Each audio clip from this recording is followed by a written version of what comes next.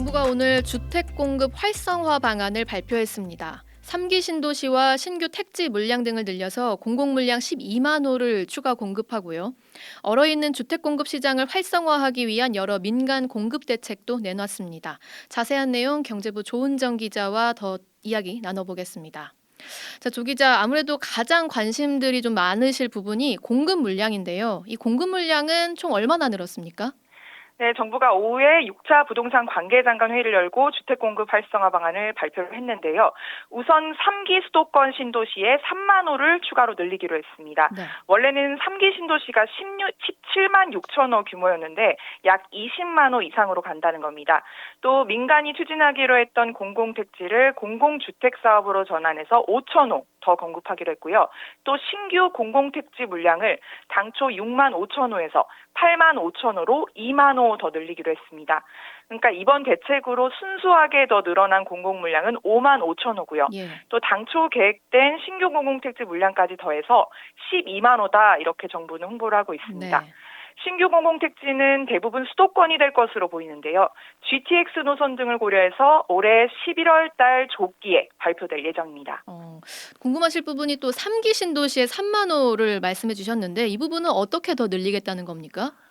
현재 이제 3기 신도시가 공원 녹지와 자족용지 비율이 1, 2기 신도시에 비해서는 좀 높은 편인데요. 네. 이 비율을 줄여서 그러니까 이미 있는 땅으로 좀 더 밀집 개발을 해서 주택 용지를 26%더 늘리기로 했습니다. 그럴 경우에 조성 원가 절감으로 분양가 인하 효과도 있을 것이다. 이렇게 정부는 기대를 하고 있습니다. 이 부분은 해당 지자체들과도 협의가 완료됐다고 합니다. 정부는 공급을 좀 빠르게 하기 위해서 패스트 트랙을 도입하기로 했는데요. 공공주택의 경우에는 일부 타당성 검토 같은 이제 인허가 절차에 들어가는 기간을 줄여서 빠르게 시장에 주택을 공급할 예정입니다. 올해만 공공분양으로 7만 6천 호, 또 공공임대로 3만 5천 호를 시장에 내놓는다는 계획입니다. 네. 그리고 민간 공급을 이제 늘리기 위해서 금융 지원 방안도 담았다고 하는데 이 내용도 좀 소개를 해주시죠. 네, 그렇습니다. 현재 경기가 안 좋고 금리는 높다 보니까 이제 민간 주택 시장 공급이 많이 얼어붙어 있는 상태인데요. 예. 정부는 일단 건설사의 자금을 원활하게 하기 위해서 공적 보증 기관의 부동산 프로젝트 파이낸싱, 즉 PF 대출 보증 규모를 15조 원에서 25조 원으로 늘리고요. 또 대출 한도도 전체 사업비의 50에서 70%까지 확대하기로 했습니다. 네. 또 사업 추진이 가능한 사업자에게 공공택지가 이제 적기에 공급될 수 있도록 공동주택 용지 전매 제한을 한시적으로 1년간 완화합니다.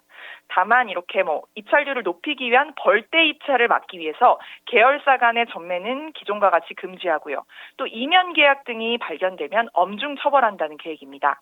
또 기존 분양 사업을 임대 사업으로 신속하게 전환할 수 있도록 지원을 하고 공사 과정에서 증가한 공사비를 원활하게 반영할 수 있도록 표준 계약서를 활용해서 공사비를 조정하기로 했습니다. 네. 지금까지 아파트를 중심으로 말씀해 주셨는데 다른 주택에 대한 대책도 나왔습니까? 네, 연립, 다세대, 오피스텔 등 같은 경우에는요, 건설자금 기금에서 1년간 한시 지원하는 등의 비아파트 공급 개선책도 마련했습니다. 또 청약시 무주택으로 간주하는 소형주택 기준 가격을 올리고 적용 범위도 좀 확대를 해서 서민 주거 사다리를 확대한다는 계획입니다. 정부는 이번 방안을 통해서 인허가 기준으로 올해 목표인 47만 호를 최대한 달성하고 내년까지 100만 호 이상을 공급하는 한편 또 현 정부 목표인 270만 호 플러스 알파를 할 수 있는 여력을 확충해 나간다는 계획입니다. 네. 아무래도 이런 대책이 나오면 또 이제 공급이 늘게 되고 다시 부동산 시장이 과열되고 가계부채 심화되는 것 아니냐. 그리고 PF 보증대출 규모를 또 늘리면서 PF 시장의 부실을 계속 끌고 가는 것 아니냐. 예. 이런 네. 비판과 우려가 나올 수밖에 없는데요. 네. 당연히 기자들이 물어봤을 것 같습니다. 입장이 어떻던가요? 네, 현재 지금 가계부채 상황이 워낙 심각한 상황으로 계속 집계가 되고 있기 때문에 예. 오늘 기자들의 질의응답에서도 당연히 이런 질문들이 나왔는데요. 네네. 정부의 답변 한마디로 지금 부동산 공급 상황이 아주 심각하다.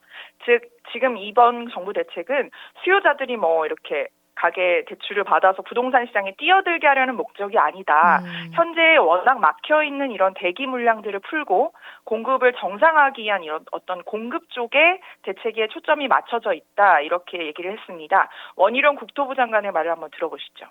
착공이나 인허가 대기 물량마저도 이 사업성 악화라든지 금융의 일시적인 막힘 현상 때문에 못 가고 있는 부분을 저희가 서로 엉켜 있는 부분을 좀 풀어서 시장 자체의 동력을 정상적으로 가동하는 게 목표다. 네, 작년 하반기부터 민간의 주택 공급이 줄면서 부동산 시장 일각에서는 좀 공급 부족에 대한 우려들이 많이 나와서 이런 오늘 정부 발표로까지 이어졌는데요. 네. 실제 부동산 시장에서 공급자들이 어떤 반응을 보일지, 또 이번 발표가 부동산 시장에 어떤 영향을 줄지는 좀 더 지켜봐야 할 것 같습니다. 네, 여기까지 조은정 기자였습니다.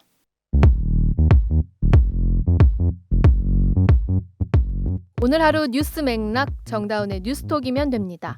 유튜브 노컷 채널 알림 설정하시면 매일 오후 5시 30분 실시간 참여하실 수 있습니다.